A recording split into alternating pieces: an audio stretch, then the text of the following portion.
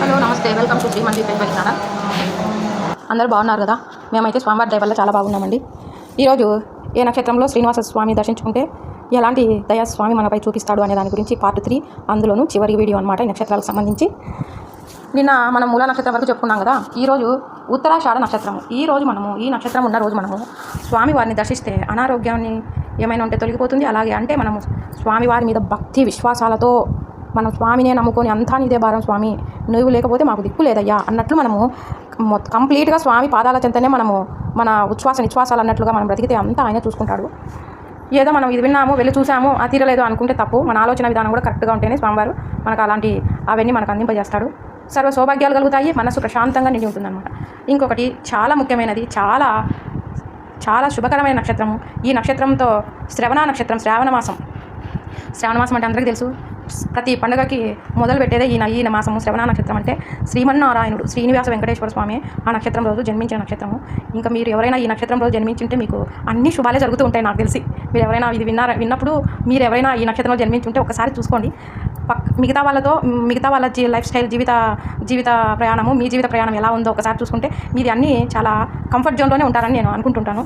చూడండి, ఈ శ్రీమన్నారాయణ జన్మించిన నక్షత్రంలో మనము స్వామివారిని దర్శించుకున్నామంటే జీవించినంత కాలము సుఖంగా జీవించి చివరన ముక్తిని పొందుతామన్నమాట. స్వామివారి దయ వల్ల ముక్తిని అంటే మళ్ళీ జన్మ ఉండదు. స్వామి పాదాల చెంత మన జీవి వెళ్ళిపోతుంది.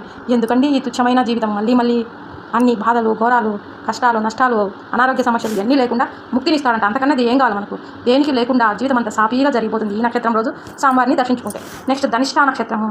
ఈ రోజు స్వామిని దర్శించుకుంటే ఐశ్వర్యం లభిస్తుంది. ఎంతో కాలంగా రావాల్సిన సొమ్ము వెంటనే చేతికి వస్తుందన్నమాట. మనం ఇప్పుడు ఏదో ఒక పని చేస్తున్నాము, ఇప్పుడు మన జీవన శైలిలో ప్రతి ఒక్కటి డబ్బులతో ముడిపడి ఉంది. ప్రతి ఒక్కదాన్ని మనం ఈ పని చేయాలంటే ఇంత డబ్బులు పెట్టేనే మనకు పని జరుగుతుంది. అలా పెట్టినా కూడా మనకు రావాల్సింది రాకపోయి మనం చాలా మానసిక బాధలు పడుతూ ఉంటాము. అలాంటప్పుడు మనము నీతిగా న్యాయపరమైన మన జీవనశైలి జరుగుతున్నప్పుడు ఈ నక్షత్రం రోజు, ధనిష్ఠ నక్షత్రం రోజు స్వామివారిని దర్శిస్తే ఆ రావాల్సిన సొమ్మంతా స్వామివారు మనకు ఆయన పంపింపజేస్తాడు వాళ్ళ చేత, మనకి ఎవరైతే ఇబ్బంది పెడుతున్నారో వాళ్ళ దగ్గర నుంచి. ఇంకొకటి శతభిష నక్షత్రం. స్వామివారిని దర్శించుకుంటే కుటుంబంలో శుభకార్యాలు జరుగుతాయి శతభిష నక్షత్రంలో దర్శించుకుంటే.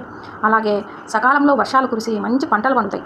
ఇప్పుడు మనం పూర్తి వ్యవసాయదారులమే అయినాం అనుకోండి, మనం మొత్తంగా వ్యవసాయం మీద ఆధారపడి ఉన్నప్పుడు ఆ శతభిష నక్షత్రంలో స్వామివారిని దర్శించుకొని అయ్యా సకాలంలో మాకు వర్షాలు వచ్చేలా చేసి పంటలు కురిస్తే మేము దాని మీద ఆధారపడి ఉన్నాం, భూమాత పైన ఆధారపడి ఉన్నాము అని వేడుకుంటే, రైతులే కదా మనందరికీ పట్టుకొమ్మలు, అలాంటి వారికి కష్టజీవులు కదా రైతులు, అలాంటి వారిని స్వామి తప్పకుండా చెయ్యందించి వాళ్ళకు మంచిగా వాళ్ళు అనుకునేది నెరవేరుస్తారనమాట.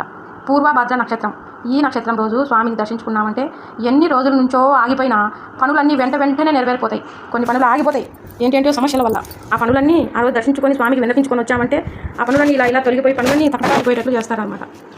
ఇంకొకటి ఉత్తరాభద్ర నక్షత్రం. శ్రీనివాసుని ఈ నక్షత్రం రోజు మనం దర్శించుకున్నామంటే పిల్లలు లేని వాళ్ళకి సంతాన భాగ్యాన్ని ఇస్తాడనమాట. మాకు పిల్లలు లేరయ్యా, ఈ లోకంలో పిల్లలు లేని వాళ్ళను మగవాళ్ళను ఒక విధంగా మానసిక బాధకు గురి చేస్తారు, ఆడవాళ్ళనైతే రెట్టింపుగా బాధపడేటట్లు లోకం తీరు ఉందన్నమాట. కాబట్టి ఆ రోజు స్వామిని దర్శించుకున్నామంటే చక్కటి సంతాన భాగ్యాన్ని ఇస్తాడు. లాస్ట్ నక్షత్రము చివరిగా రేవతి నక్షత్రం. ఈ నక్షత్ర సముదాయంలో చివరి నక్షత్రం ఏది అంటే రేవతి నక్షత్రం. ఈ నక్షత్రం రోజు స్వామివారిని దర్శించుకున్నామంటే సర్వ శుభాలు కలుగుతాయి. ఎలాంటి అనారోగ్య అయినా క్షణాల్లో తొలగిపోయి సంపూర్ణ ఆరోగ్యాన్ని లభిస్తుంది. అలా ఈ విశేషాలు తిరుమలలో మాత్రమే కాకుండా వెళ్ళి ఆనంద నిలయంలో శ్రీనివాస స్వామిని దర్శించుకోవాలా అంటే అందరికీ సాధ్యం అవ్వదు. అంటే వెళ్ళగలిగే వాళ్ళు వెళ్ళగలుగుతారు, వెళ్ళలేని వాళ్ళు కూడా ఉంటారు కదా. అంత వ్యయ ప్రయాసాలకు వాటిని బేస్ చేసుకొని అలాంటి వారు ఎంతో భక్తిగా మన ఈ దగ్గరలో ఏ గుడి ఉన్నా, శ్రీనివాస వెంకటేశ్వర స్వామి ఆలయం ఏ చోటు ఉన్నా మనం ఎంతో భక్తిగా విశ్వాసంతో స్వామివారిని ఆయా నక్షత్రాల్లో మనం దర్శిస్తే ఈ ఫలితాలన్నీ స్వామి మనకు కలగజేస్తాడు. శ్రీనివాసుని అనుగ్రహంతో మన జీవితము సుఖమయం కావాలని ఆశిస్తున్నామన్నమాట. చూడండి, వెంకటేశ్వర స్వామిలో అమ్మవారు పుట్టిన నక్షత్రాలు ఉన్నాయి, పరమేశ్వరుడు పుట్టిన నక్షత్రం, ఆదిశేషుడు పుట్టిన అందరు సకల దేవతలు వెంకటేశ్వర స్వామిలోనే నిలవై ఉన్నారు అనేదానికి ఇది ఈ నక్షత్రాల్లో దర్శన భాగ్యం కలగడం వల్ల అవన్నీ మనకు తెలియజేస్తున్నాయి. స్వామి ప్రతి రూపంలోనే అందరూ ఉన్నారు. చూడండి, ఆయన హృదయం పైన జగన్మాతలైన మహాలక్ష్మి మాతలు ఉన్నారు. మహాలక్ష్మి అంటే ఎవరు? జగన్మాతలో ఒక అంశ కదా శ్రీనివాసుడు. అలా ప్రతి ఒక్కరూ స్వామిలో ప్రతి ఒక్క ఎప్పుడు మనసులో రుద్రుడు పరమేశ్వరుడు కొలువై ఉన్నాడనమాట వెంకటేశ్వర స్వామిలో. ఇంకా వీళ్ళు లోకపాలకులు వీళ్ళే ఇక్కడ ఉన్నప్పుడు ఇంక ఎక్కడెక్కడో మనం తిరుగుతూ ఉంటాం. మనసు మన భక్తి అచంచలమైందైతే మనము ఎక్కడున్నా మనశ్శాంతిగా ప్రశాంతంగా స్వామిని కొలుస్తున్నాము, స్వామి చింతనలోనే మన జీవితం గడుపుతున్నాము అంటే ఆయన అంత అదృష్టాన్ని మనకి ఇస్తున్నాడు. అదృష్టము అంటే డబ్బులు, ఆస్తులు, బంగారు ఇవి కాదు. స్వామినే తలుచుకుంటూ స్వామి చింతనలోనే ఉండడం అనేది పెద్ద ఐశ్వర్యము, మహాద్భాగ్యం అది. ఏదో మాకు ఇది రావాలి, ఇది కలగాలి, ఇది అందుకోసమే ఇవి చేస్తున్నాం అవి చేస్తున్నామని కాదు.